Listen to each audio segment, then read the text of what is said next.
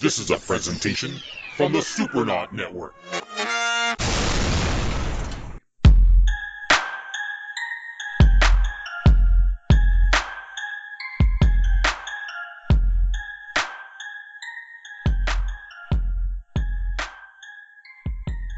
Welcome to the Imaginarium, the show where art, technology, and creativity intersect and combine to forge a conversation that can only be found in the Imaginarium.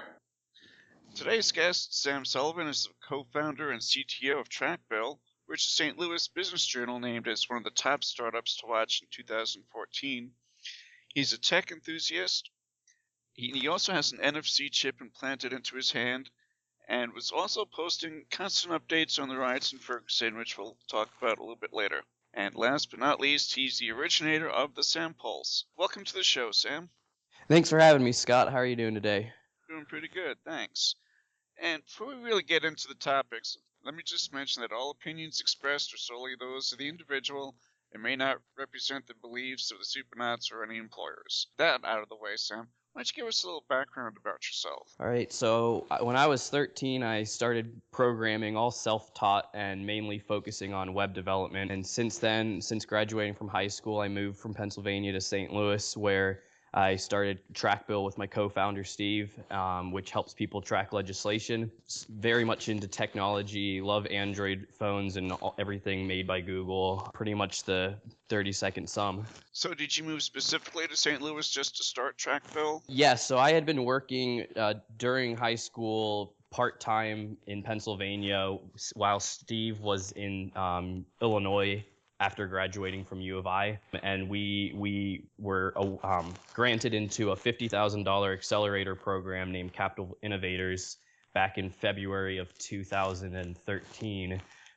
So that was a 12-week kind of mentorship program, including $50,000 that they took a share of the company for. So we both moved out to St. Louis and have been living together and working on TrackBill for the last 2 years. And I understand that you able to raise quite a bit of sum of investment money this past year. Yeah, so as of sometime this past fall, we closed a round of investments that brought our total money raised in these past 2 years to just over $1 million, which has really helped build our technology out nationwide. And now we're really focusing on sales, and the sales growth has really gone well over the past couple months as we iron down our business model. Can you explain a little bit more about TrackBill and how it works and who it's geared towards? Yeah, so we essentially aggregate all the legislative information at the state and federal levels across the U.S. And so that's all done with technology that automatically opens up pages constantly throughout the day and downloads all the changes into databases on our servers. And then anyone can search for legislation on our site, get an awesome UI, and go through and look at where the legislation is in on the process and who's voted on what. But if you're a subscriber, you can then track these bills and receive real-time updates and create reports and things like that. So it's really geared towards, say, a lobbyist or an interest group or a chamber of commerce that's job revolves around keeping track of and influencing legislation. How did you get interested in starting a company that is geared towards bills and things like that? So it was kind of more of an opportunistic thing for myself, as I'll skip the story because it's a long one, but very, very randomly met Steve, who was originally working on TrackBill. I had been working in a pizza place for 3 years during high school, so to have the first chance of really doing something that I'd want to do in my career, it's a no-brainer. Working for myself, essentially, and doing something I'd like, and a great thing for the resume at that point. I was interested in the idea of TrackBill because I always get a little frustrated when people say they're Republican or say they're Democrat or whatever, and they vote all one way and don't even listen to what people have to say, or they don't vote at all. I won't say that I'm necessarily on top of every political topic or care about every political topic, but for the people, the large majority of I feel like the large majority of our citizens don't care and then get all in a hissy fit when the legislators that they may have elected are doing things that they don't like. So TrackBill can be a tool that the public can use to be able to keep track of what the people are doing if people choose to look at it. I think one of the big problems, and one of the reasons that there may be a lot of apathy towards certain issues, is the way that the bills are written and the way that they're explained. are really not user-friendly. They're far more like legalese than anything else. That's very true. And beyond that, there can be a bill about education that right before it passes, the House or Senate could amend to get rid of everything it was supposed to do, and now it increases taxes to help repair roads or something. I mean, they can flip it on its head at the last minute, and it can be something completely different. So you could be all happy that this bill passed when it really is not what you thought it was.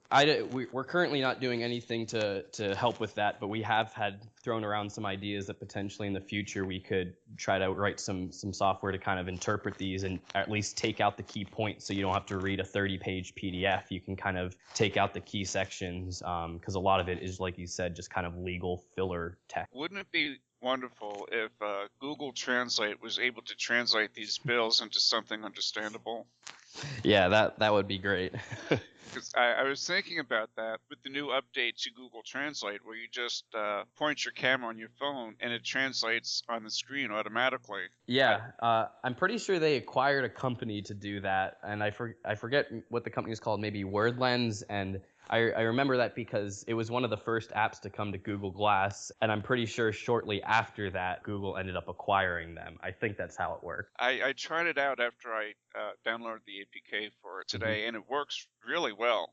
I know there were some reviews on Play Store saying that it crashed a lot, but I haven't had any problems with it. Yeah, the technology's super cool. I mean, when I first heard about it, I was like, oh, that could be neat. And then when I saw that it takes the same font and colors and everything, and it makes it look like you're just reading the exact same sign, it's pretty impressive. It's absolutely amazing. And, well, let's go on to Google Glass a little bit, because I've been on G Plus for a long time. Well, since the beta, anyway, which has been a few years. You were one of the first people that I followed that had the Google Glass. Why don't you tell us, how you were able to get it and how you liked it and things like that? Yeah, so ever since I first had heard about them at Google I/O, it might have been 2012, I forget now, it was a long time ago when they demoed them with that whole skydiving scene and everything, and they'd been rumored before that. Ever since then, I was really excited to get my hands on one. I knew they were going to cost $1,500, but hopefully they came out to the public for cheaper one day, and so I had told myself that if they came out for $1,000 or less, that I would jump on them. Then they did a couple campaigns to get people invited into the Explorer program, and I think it was the early fall of 2013. They ended up giving everyone that had Google Glass 3 invites.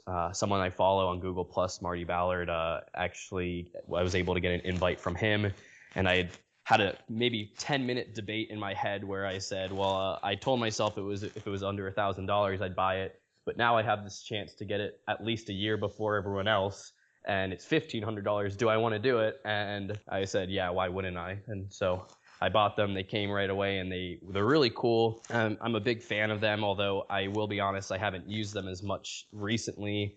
And the reason for that is because the biggest benefit I see in them is the notifications that are out of your way without having to take out your phone, but at the same time right there if you need them. Since I've gotten the LG G Watch on Android Wear, that does the same thing, and it's more convenient and has longer battery life.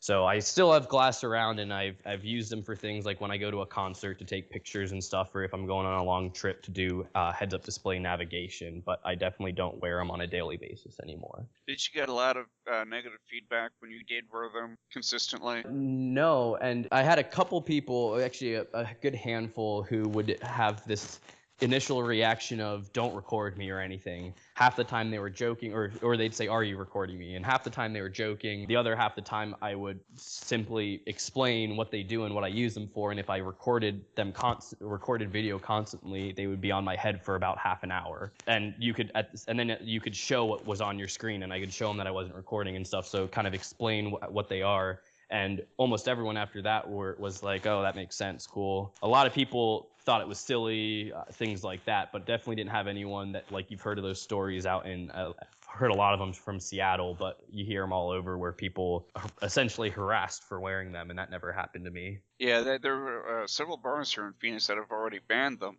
which to me seems a little bit premature considering they're still in a quote-unquote beta phase, the Explorer. Yeah, program It's face. it's silly.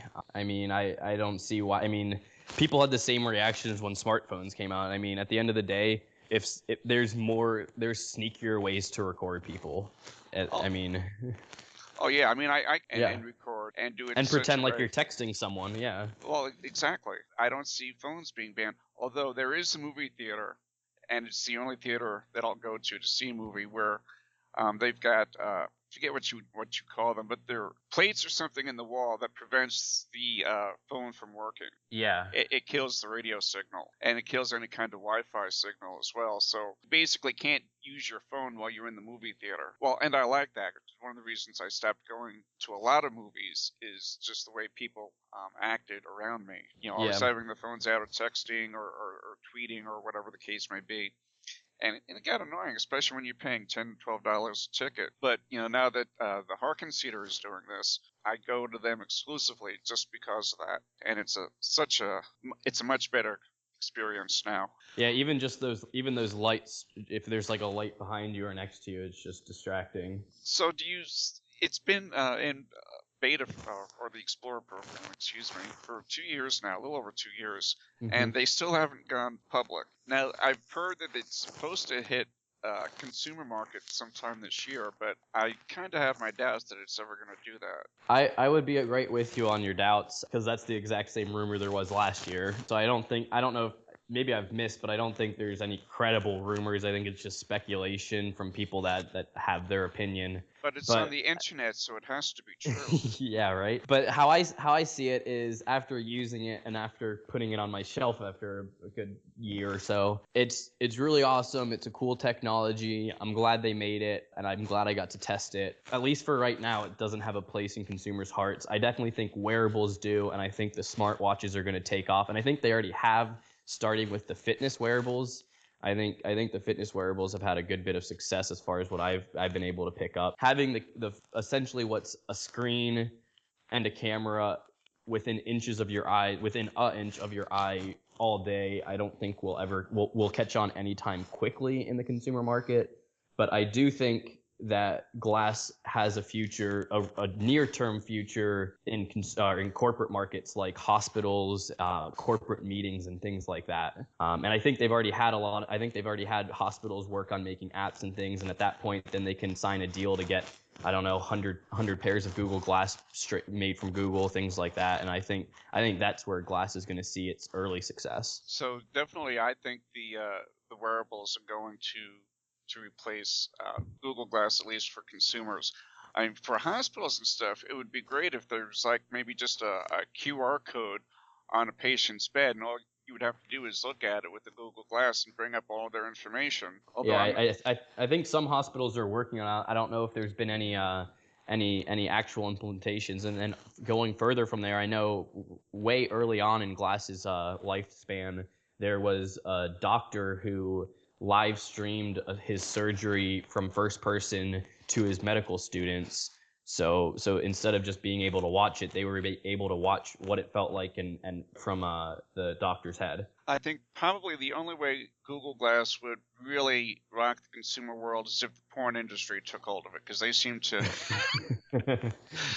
they seem to be at the forefront of all technology. Yeah, I think that could help them. So what made you get the LG watch as opposed to, say, the 360 by Motorola or the Asus watch? Or the simple reason, it was the first one I could acquire, so that made the decision simple. If the LG G Watch and the Moto 360 were released on the same day, I very well may have gone with the Moto 360 for looks and because I'm a big fan of what Motorola's done lately. But simply said, at Google I/O, they announced both of them, and they said that later today you could pre-order the G Watch and it would ship in a couple weeks. Moto 360 is to be determined, and I was like, okay, I'm buying a G Watch. Yeah, and it was actually several months before the Moto G was even available. Yep.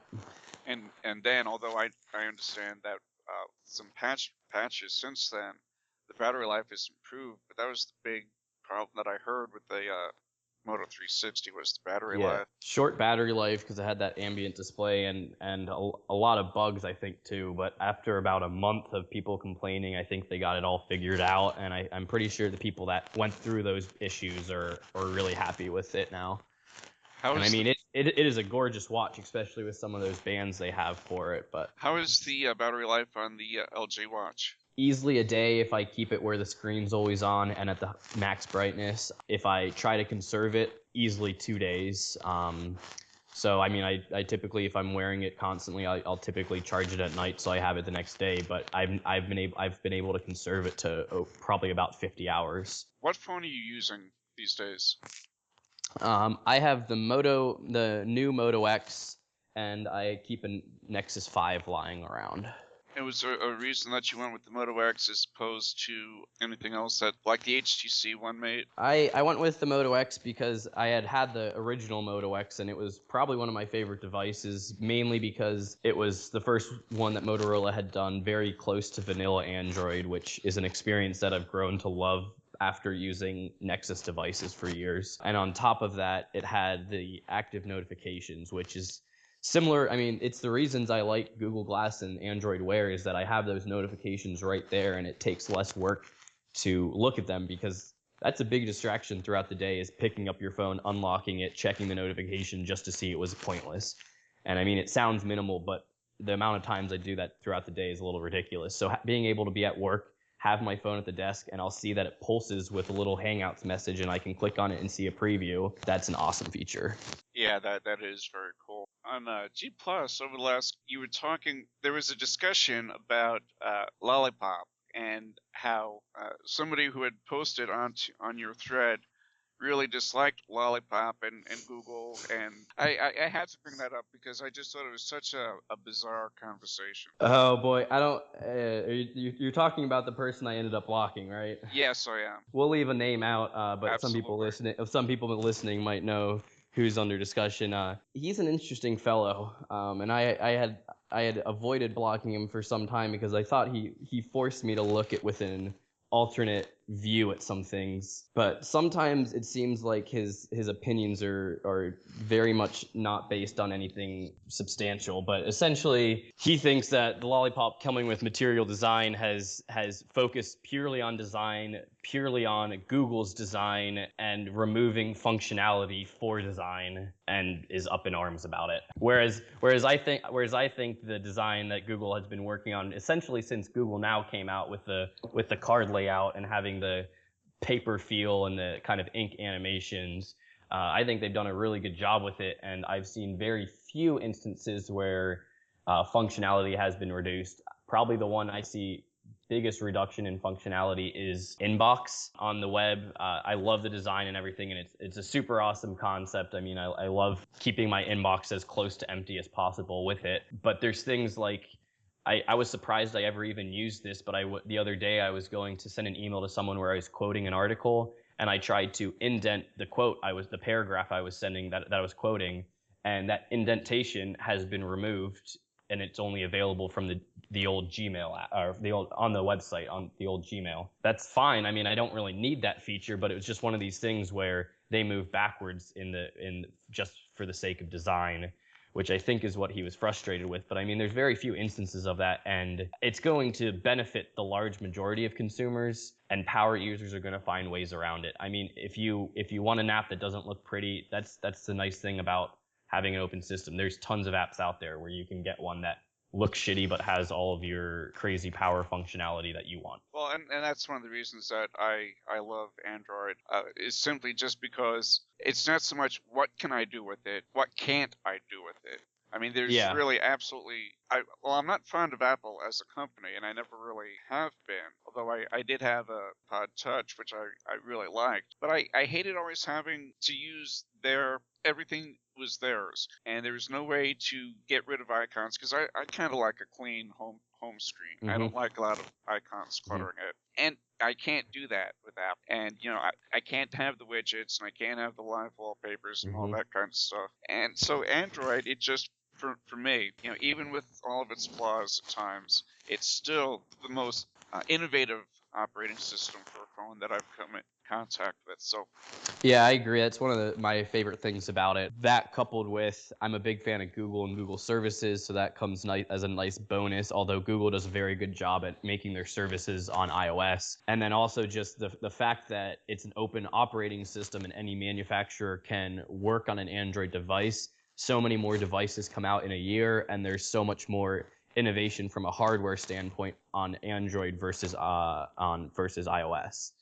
Just because there's Motorola, LG, HTC, new companies like OnePlus that are all competing for that latest and greatest innovation in their phone because they're all using the same platform. is Android as open as it used to be, or do you see Google slowly locking it down a little bit? I don't know how it's progressed over the years, but it definitely isn't as open as some things, like I guess you could say Linux. Like the biggest thing that people might not realize is like for instance, if you wanted to distribute your own version of Android, you can't have any of the Google apps pre-installed because those are all closed source.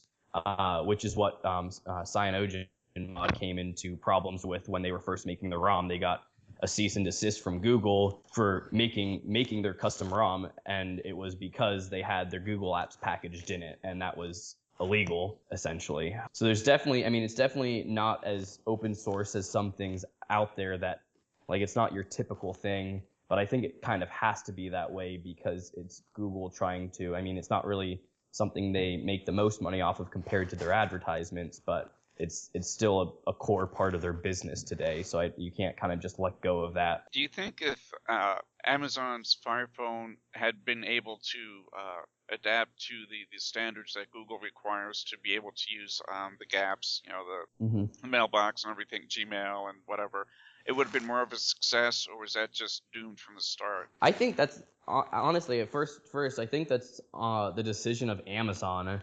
I think they completely forked Android to de-Googlefy it, essentially reskin it and replace everything Google with Amazon, because they're similar to Google into where they make their money off of the ecosystem and they really want you in that ecosystem.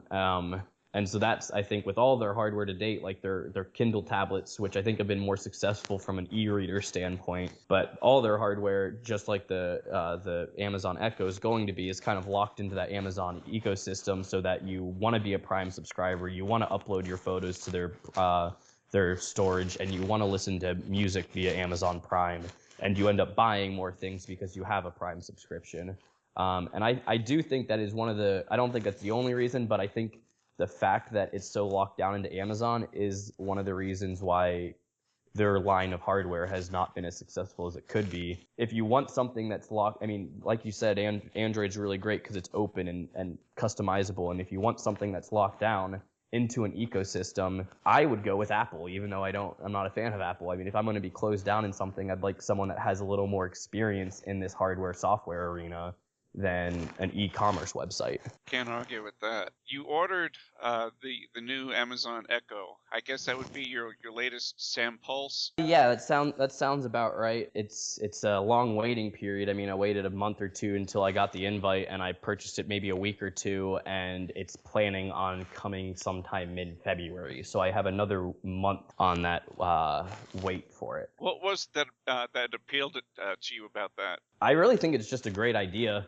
I honestly am not someone that uses voice commands on my phone much, if at all. I think it could be a really useful tool, and it's also just like a nice speaker, and at the end of the day, Amazon has a great return policy, so if I don't like it, it was a $99 30-day borrow. I think I would be more confident in myself liking it if, like we discussed earlier, it wasn't Amazon locked, so I would get results from Google, not Bing, and I would not have to call it Alexa. I would be able to play music from an app other than Amazon Prime. Yeah, there's nothing much worse than getting search results from. Yeah, I've heard some bad results from that. The other thing I think that's really missing in this product from a hardware standpoint, like I said, it's a great idea. It's fairly innovative, and I hope other people follow suit. But I think it needs some sort of battery in it. The fact that it has to always be plugged in, that makes sense if you want something in the house that you can always talk to. But there's so many instances where like I go onto the roof of my apartment and a friend brings their portable speaker to play music. Like the Amazon Echo or a competitor would be perfect for that, except for the fact that it has no battery and is always plugged into a wall and makes that impossible. Well, maybe at some point in version 2 they'll have a battery version for it. I would imagine that a battery on that would have to be fairly massive for it to last any meaningful amount of time. I mean, even if you have it from like the standpoint where you're not charging it when it's plugged in, but it's a device that's always plugged in, but it lasts for 2 hours when you unplug it, so you can take it somewhere. I think that would even be good enough, just so you can have it. Wouldn't be like a permanent speaker that's unplugged on a battery, but it would be a, hey, let me take this into the other room for a little bit while I listen to music, sort of thing. I think it's still going to be successful with a somewhat small battery, but I guess at that point you might just want to put in as much in as you can. Let's go on to the NFC implant in your hand. If you can, explain what an NFC chip is. So NFC stands for near field communication, and very simply, it transmits radio frequencies containing a small amount of data from two pieces of technology a relatively short distance.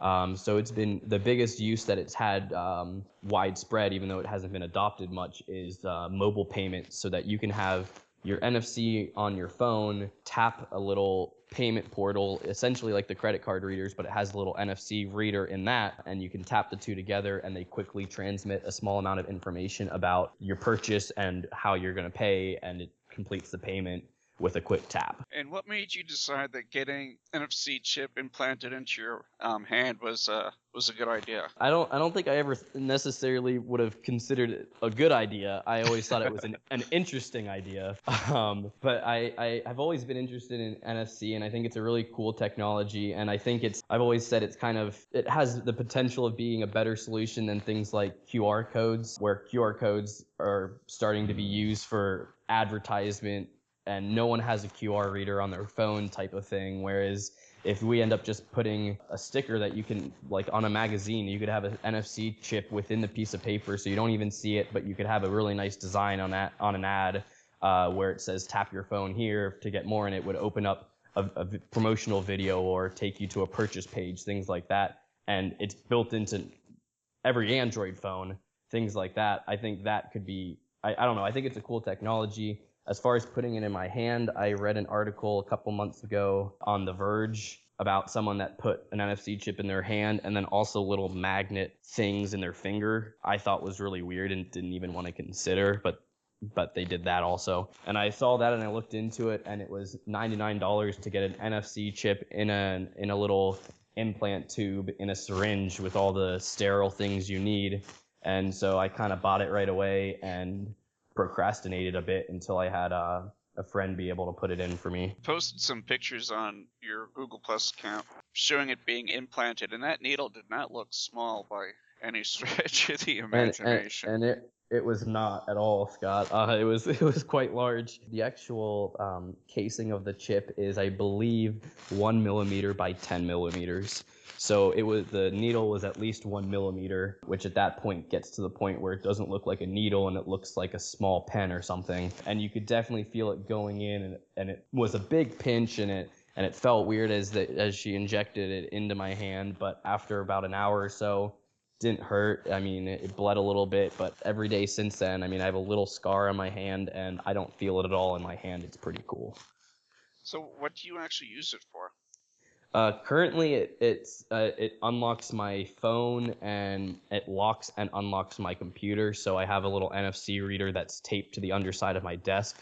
So whenever I'm going to lunch or if I sit down, I can just swipe my hand on this little reader, and it will lock my computer or unlock it. I plan to do other things in the future, like they sell NFC-enabled door locks for your house. There was a video of someone who took a keyless ignition motorcycle and rigged it to start by an NFC chip in his hand. So essentially, he sat down on his motorcycle, flipped a switch, scanned his hand, and started driving, which was mind-boggling to watch. And then finally, I think it can really be used to kind of tie in to all the home automation things that have come out, like Nest thermostats, Hue light bulbs, things like to that nature, and kind of act as a key in my house using a little computer on a wall, something like that, that can read my hand and perform actions to home automation technology throughout the house. So there's a lot of plans I have for it in the future, but currently it just acts as a key to my phone and computer. How secure are they? In a short description, not very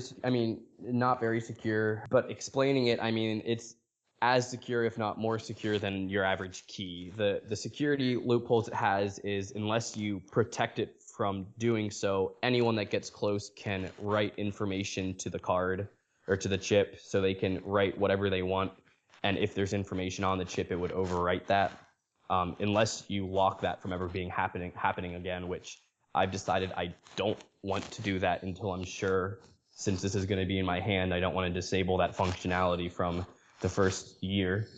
Yeah. So anything I do write on there could be overwritten. Anything I have on there can be read, and there's no way around that. If a NFC reader gets within a couple centimeters of my hand, it will transmit the data. So if I have sensitive information on there, it will be seen. And then finally, the way I'm using this is, like I said, a key to all my technology. And the way I do that is there's a unique identifier laser etched onto the NFC chip that I can program my phone or my computer, or if it's eventually my house, read the ID on this NFC chip. So if someone came close to me and got within those couple of centimeters and read my tag, they would be able to also see that unique identifier. And not easily, but they would be able to create a fake NFC chip that has the exact same identifier and use that as a key. But if you think about it, almost easier to pickpocket someone their keys and make a copy than to do that. For the purposes, it's essentially as secure as it needs to be, and in my opinion, more convenient. I'm not doing it because of security, so it's not like an ultra secure method to lock your house kind of deal. There's definitely still loopholes in its security, but it definitely works for my purposes. At some point, I think it would probably even be good for like two-step authentication for secure websites. Yeah, that could definitely be implemented. How long do they last? I mean, is there a point where you're going to have it replaced? So there's essentially no lifetime on an NFC chip. There's a couple restrictions, and one of those is if I write information to the tag, it has a lifetime, and I'm going to take a guess at that, and I say it's a couple dozen years. So if I, for instance, wrote "Hello, my name is Sam" to my chip in my hand, because the chip has 888 bytes of storage. So if I use some of that to write a message, by the time I die, that message could be corrupt. That, once again, is not a problem in my use case, because I'm just looking at that unique identifier that's laser etched into the chip, and that will never be corroded unless, I guess there could be, the chip could smash and break, but then I'd have a whole nother problem of a broken chip in my hand. And probably a broken hand. Yeah, it would not be a good day if that happened. But the other limitation is something like 100,000 writes can be made to the chip.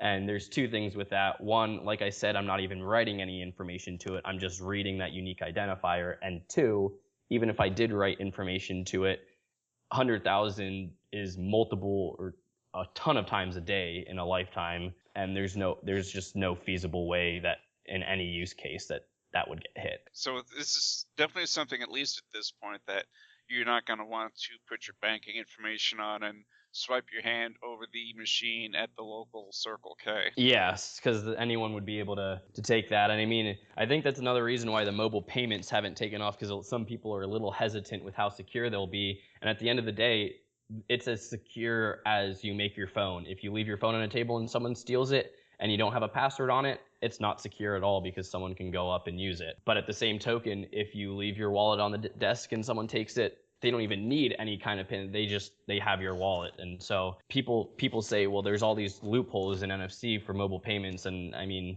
there's more loopholes if you use no technology in the grand scheme of things, in my opinion. When they announced the iPhone 6 last year, one of the things that they touted was finally getting an NFC chip in it, and they talked about how Apple was the one that was going to revolutionize NFC payments. Even with the power behind the Apple brand, that still hasn't really happened. As far as I know, there were two companies that stopped actually accepting NFC payments. CVS drugstore. There's another store that did it too.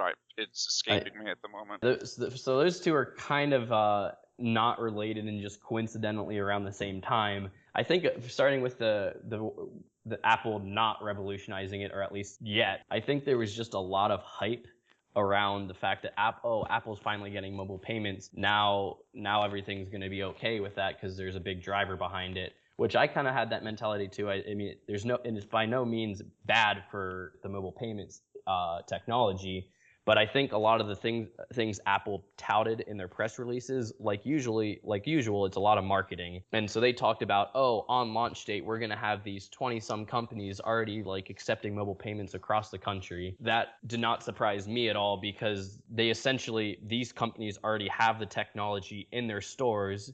And you had to do a little bit of collaboration to make sure everything works, but it's essentially all of the legwork that Google has done with Google Wallet, and then Softcard, formerly known as ISIS, they changed their name for good reasons, and all these other mobile payment solutions. They've been working for years to build this infrastructure, and Apple kind of jumped on that bandwagon, and I think they increased their own hype by saying, "Look at us, we're launching right away with all these partners," and they're not really partners. To go to the issue of a couple retailers getting rid of mobile payments, that has to do with an association or something that is kind of headed up, or at least or joined by Walmart. Handful, maybe 50 companies in this whatever group. I don't know what their technical name is, I forget. But they worked on a mobile payment system of their own. And essentially how it works is you open the app and there's a QR code being shown on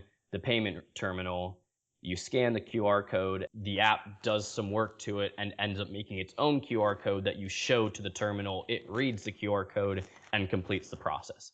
I believe that's how it works. It's something with QR codes. But so this was an app that was pretty much made within this group. And so in them trying to push the adoption of this app, now that it's going out into beta, a couple of the people that were a part of this group, I don't know if they had to because of any terms that they signed or anything, or contracts, or if they just did it out of their own free will. But a couple companies, like you said, stopped accepting NFC mobile payments so that app, which I forget what it's called, could gain adoption, which I don't think it has. Well, I hope they catch on, because I just find the whole concept of NFC amazing, same way as you do. Although I'm not quite sure I'm ready to get a chip implanted in my hand yet. I won't try to convince you, because I don't think that's something you should change someone's mind over. But I remember the first time that I used my phone as a payment. This was probably 2 years ago, when NFC chips were first starting to come out in the Android phones. I went to the local Circle K convenience store. I saw the reader, but I wasn't quite sure if they accepted payment or not. So I asked the clerk if they did, and she just kind of looked at me like I was, just farted in church or something. And so then, well, let me get the manager. Then she and the manager have this discussion, and neither one of them have any idea of what I'm talking about. So I just swiped the phone, and then they looked at it, then they looked at the receipt being printed up, and it was like I had done some sort of voodoo.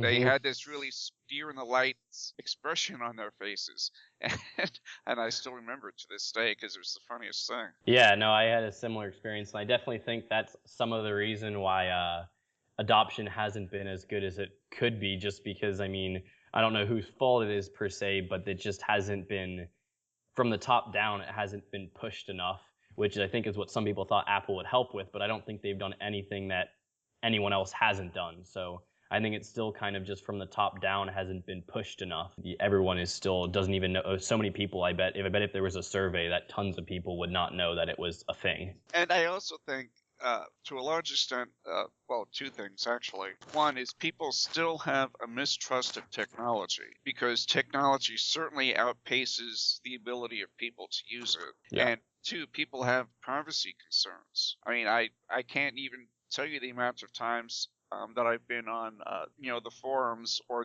anywhere else where you can make comments on the Android-related sites where privacy doesn't come up at least once. Even if it's in a totally unrelated issue, privacy always seems to come up. My thought has always been, if you're that paranoid, get 2 cans and a piece of string and use that. Go Ted Kaczynski. The minute that you sign onto the internet, you lose your privacy, period. I knew that Yeah. back when I first signed onto the message boards, or the BBSs, I should say, back in the late 80s. That's the nature of the game. Yeah, I mean, it's something that I see why it's an issue, but at the same time, I mean, be smart on the internet, don't do stupid things. And I'm not saying that government and big companies should know everything about us, but I mean, there's a point to where, I mean, it's a benefit. If there weren't things that brought up privacy concerns like remembering what kind of things you searched on the internet and stuff like that, Google would not have any money because their advertisements wouldn't be as good, and Android wouldn't be as successful because Google would never have bought that way before it became popular, and self-driving cars wouldn't have a large company like Google behind them, and all these sorts of things. So I see it as just something that, I mean, to a point it's a problem, but to another degree, just it has to be sucked up and lived with. Told you last week, we recorded last week, and unfortunately I didn't set the recording on, but after we had talked, later on I was doing some updates on my phone, and one of the things that came up under apps you may want or apps you may like was the app for your company, Trackbill. Yep. I mean, and that's all done. I mean, that's all done by what people get concerned with privacy, and it's all used to better your experience. I mean, there's a line. There's definitely a line, but you can't keep your data to yourself, or it's going to ruin the whole point of the internet, which was sharing data. Exactly. Well, going from some of the negative aspects of technology to some of the more positive aspects, although maybe in a negative environment, is the way that technology and on the second tier of social media was able to cover the riots in Ferguson. And I know you're in St. Louis and that you're only about 5 miles away from the epicenter of all that fun activity. Technology definitely helped me stay on top of what was happening. Now, I wouldn't by any means, even though it was so close, it was never right down the street. I mean, it was close enough that I cared a lot to pay attention, but I wouldn't, unless I drove and wanted to be in the middle of riots and what seemed like a war zone, I was stuck looking at my computer, but I had a lot of resources. I mean, Twitter's been huge with Ferguson, positively and negatively, but if Twitter wasn't a thing, no one would have even heard of this to begin with. I mean, there's graphs that show how many mentions of Ferguson there were, and it was, I think, until the third day that any media outlet picked up on it, and at that point there was still more communication from a Twitter standpoint. So it's really, really helped get the word out, and probably the only reason why the word is out. And then from there, I was easily able to watch live streams every night things were happening from the comfort of my home or office. Half a dozen people would be doing live streams from the streets. You were able to really get a feel for how things went down rather than just in the morning reading the news articles, which either lambasted the police for how they acted or made it seem like they were all out looting and riots, even though that only happened on, I guess, 2 nights. The night after it happened, night after the incident, and the night of the grand jury verdict. But outside of that, there were weeks where, I mean, depending on what news outlet you read, you would get a very different opinion on what happened than if you actually watched what happened. Yeah, and if you watched Fox, then you'd still think the riots were occurring today. Mm-hmm. And there was absolutely no objectivity really that I saw. But one of the things that intrigued me was your live blogging of them, and I know you got your information a lot from mostly Twitter, as far as I know. They were so well done, and there was an immediacy to it, and you really got the feeling of what was going on there, and it certainly wasn't the kind of fear-mongering that you saw from any of the networks. It was more of a, this is what's happening, this is what's going on, and that. It was a little bit more, less sensational. I wouldn't be surprised if some of my followers were frustrated during those week here and a week there where I really went off about it. And I mean, I still every now and then will find an article that I'll share with a little mini rant. But I tried to keep it informational and keep my strong opinions completely out of it, or mostly out of it, even though I mostly posted things that I felt necessary. So I mean, I definitely had opinions involved in them, but I tried to just kind of pass along the facts that I was seeing as I was glued to live streams and looking at photos on Twitter because I couldn't sleep because this was happening less than a dozen miles away from where I was. How much part of some of that fear-mongering, or the FUD as it's referred to, internet terms, things like Facebook and Twitter and stuff, responsible for? The way the situation escalated, I have constantly referred to, I'm sure there's a technical term for this, but I just keep saying, I mean, there's 10% of people, let's say 10% of people are bad. And in the situations leading or following the events in Ferguson, 10% of the media or 10% of social media was just hyping up the wrong issues and making it more of a problem than it needed to be.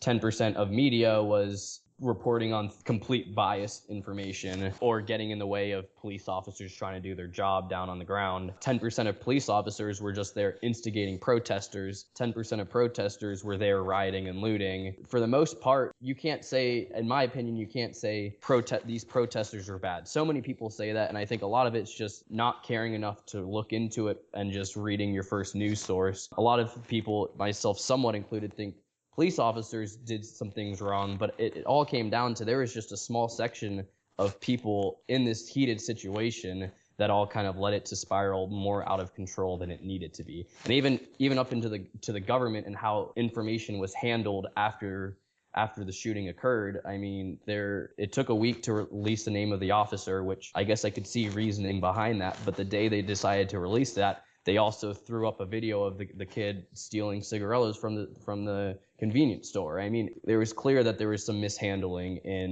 from even a government standpoint. So it was just small groups of people across the whole situation that kind of added fuel to the fire. Do you think with this technology that situations like that may get fewer and far further between, especially now that there are a lot of police departments that are using body cameras? I know there's a couple of outlying cities around Phoenix that started using it, and one in particular, the amount of complaints towards the police since they started using the body-mounted cameras has dropped something like 66%. Awesome. No, I definitely think the fact that this became an issue will help the issues at hand. I think they're so deeply rooted that it's not going to happen anytime soon. Because I mean, there's still things like, you look at the Eric Garner case that was on a video, but now there's a problem at the grand jury level that this police officer just kind of seemingly fell out of the system because supposedly, in my opinion, he was a police officer. And whether it was how the state prosecutor handled the evidence or displayed the evidence to the jury, or whether it was the fact that the jury sees an officer as someone that does things right and a criminal as someone that does things wrong. I mean, I don't know what the cause is. There was a video of someone doing, in my opinion, something wrong, and he fell out of the system without even being prosecuted. So I don't think things are going to be solved right away, but every little bit that's coming out of this will help. And I think the ironic thing about the Garner situation is, after that and some of the comments by Mayor de Blasio in New York, the police department, through the police union, started a work slowdown where, a lot of minor infractions weren't even being, and these were the kind of infractions that Garner was actually doing. And had there been a work slowdown, Eric Garner would still be alive. Yeah, no, I find the whole situation ironic because, I mean, there's obviously two separate sides. There's the sides that think police are overstepping their boundaries or not being held accountable, and there's the side that think police have a hard job, and if you don't want to have the chance of losing your life, you should just do everything right. From the whole police standpoint of things, that's kind of two simple sides that definitely don't solve all the problems. It's funny because there were protesters protesting for the side of Eric Garner and Mike Brown, or whatever issues they were protesting, but they were more on that side. The police officer, or the mayor of New York, like you said, was kind of on supporting the protesters, as a mayor should. I mean, they were doing nothing wrong except practicing their free speech. The mayor did absolutely nothing wrong, in my opinion. The two officers sadly lost their life from someone that I wouldn't be surprised if had a mental illness. Either way, I mean, did something wrong, and two officers sadly lost their life for it. But that caused, like you said, the police unions to kind of fire back, and in the end, it's the police protesting against the protesters, but by doing that, they're accomplishing one thing that the protesters wanted to accomplish. So it definitely is an ironic situation, and I mean, hopefully that trend continues as they realize it's better for the entire community as a whole. Well, let's go to some before we end this. I had mentioned on one of your posts that we were going to talk about food. So for Corey McNutt, I guess we should talk about food for a minute. Yes, I forgot we said that was definitely going to happen. But yeah, I mean, aside from technology, music, and I guess baseball, the last big hobby would probably be food. As you'll see if you follow me on Google Plus, which you should, because I think I post some good stuff. Often post pictures of my lunch or dinner, and I often go out to eat for lunch as I'm cooped up in the office working 16-hour days for the startup. So there's a lot of nice food that I'll post pictures of in and around St. Louis. And you also had Pizza Week recently. Oh yeah, that was pizza day. Pizza Day. Yeah, I was over at my girlfriend Allie's, and I, like I said, I worked at a pizza place for 3 years in high school, so it was kind of bringing me back to those days. And I made what did I do? I did a mac and cheese, a taco, a Greek, and a lasagna pizza, all of which were amazingly delicious. Yeah, and that taco pizza looked really good. Oh, I'll tell you, it was so good. Although I'm partial living in the Southwest, I love my Mexican food. I could always have more Mexican food in my life, that's for sure. Is there any good Mexican food places in St. Louis? I'd imagine it'd be hard to find one. Yeah, short answer, no. Definitely not downtown. There's one a more Americanized Mexican place near where I live downtown, but I've slowly become less and less of a fan of it, and I haven't gone there in months. There's a couple places, but nothing that's like, wow, this is the best Mexican you'll have, but I mean, enough to get by. One final question before we wrap this up. I've been getting a lot of shit about this because the last two shows that I've recorded, I've mentioned Google Plus because I love Google Plus. Mm-hmm. So what would you tell somebody who's on Facebook the benefits of going on to Google Plus? So that's the hard thing. I mean, I don't know if I've said this, but I think I've told you I'm purely on Google Plus now. I don't really use anything else, and part of that's because I'm not, in the end, a huge fan of social media, and if I had more than one, I would just clam up into a shell and give up. So when I moved to Google Plus, I completely got rid of my Facebook. But as far as convincing someone else, I don't think it's the easiest thing to convince, because I think most people aren't on Google Plus almost as a rebellious thing. They're into their Facebook or they're into their Twitter, and they like it for whatever reasons, and they see Google trying to copy it with their Google Plus, and they've tried before with Wave or Waze or whatever. They just see it as a laughable thing, and Google's trying to, I mean, even a privacy issue where I don't want Google knowing more than they have to. So I think a lot of people are kind of just stuck in this idea or mentality that Google Plus sucks. And if there's someone that has that mentality, you might have no luck. But what I say is awesome is it really, in my opinion, is kind of the combination of Facebook and Twitter. A lot of people, I think, use Twitter to consume media or news and to share things publicly and kind of get a public profile. Facebook, of course, is more, in my opinion, is more like, oh, I have my friends on Facebook. Google Plus, I think, is the perfect combination of those. I mean, you really can have, with the circles, you can have a granular level of people that you want to share different things with. You can look at content from only those people if you want to, but then you can also have all the public sharing and communication, which I do most all of my posts as public. With that public sharing, it still has the benefit of Twitter where you can get a lot of news that way. If you post something on Google Plus where it's only text, it will disappear in my newsfeed and I will never see it because Google does such a good job of showing pictures, having bold comments, or having videos or GIFs or whatever, and it's just when you open it up, there's a large amount of media that I think makes it very appealing to look at and browse without having to read text after text after text. One of the things I always found funny about people who refuse to move from Facebook to Google Plus, simply because of privacy concerns. There are more issues with privacy with Facebook than there ever has been with Google Plus. I mean, that is completely true, but it's just that stigma of, oh, I'd rather keep my social stuff in a company that only does that rather than a company that's also I'm doing my searches on or have a phone on or things like that. And they just see it as one more way for Google to look at me, which is kind of a bad mentality, a jaded mentality, I suppose. Well, I think if people follow you on Google Plus, they may get a different idea about exactly what it is. You've always been one of my favorite accounts that I follow because you always do have something interesting to say. Yeah, and I try to mix it up with from technology to random news to things like food or just pointless posts. But Well, Sam, it's really been a pleasure having you up here on the Imaginarium, and I'm glad we were able to get this going again. yeah, it was a fun time. We'll post a link to your Google Plus page on the website, and we're also going to have a couple of pictures of the implant that Sam's allowing us to use, as well as one of the posts that he wrote about Ferguson, which I thought was a really well thought out post. So you can see all of that when you get over to the webpage. I'd like to thank Sam again for being on the show, and if you've enjoyed the Imaginarium today, check out our other shows, Breakfast on Planet X, Shut Up Kids, and the Supernauts debate program, as well as one of our newest shows, Pointed at the Deck. And until next time, may all your journeys be filled with pure imagination.